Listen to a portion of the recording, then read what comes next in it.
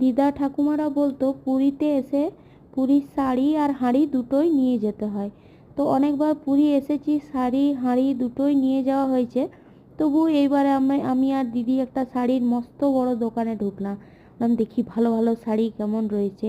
তো বাবা, দেখতে তো শাড়িগুলো সুন্দর, কিন্তু এক একটা শাড়ি 13, 14, 1500 নয়, হাজার দাম। দেখেই চমকে গেলাম। আর এই শাড়িটা এর আগের বার, তার আগের বার আইসির বাবা আমাকে লাল আর কালোতে একটা পুরী থেকে কিনে দিয়েছিল, আমার যেটা রয়েছে বাড়িতে।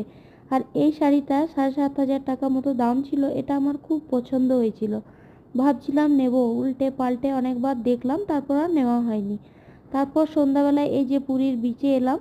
এখানে যে ছোট ছোট মেলাটা বসে, এখান থেকে টুকিটাকি অনেক জিনিসই আমি নিয়ে যাব। এখান থেকে শঙ্খগুলো দেখছি, তো এখান থেকে অনেক জিনিস নিয়ে যাব। ছোট ছোট বাড়ির বাচ্চা কাচ্চাগুলোকে দিতে হয়, আর সবাই আনন্দ হয়, খুশি হয় যে এই পুরী থেকে একটা জিনিস নিয়ে যাওয়া হয়েছে।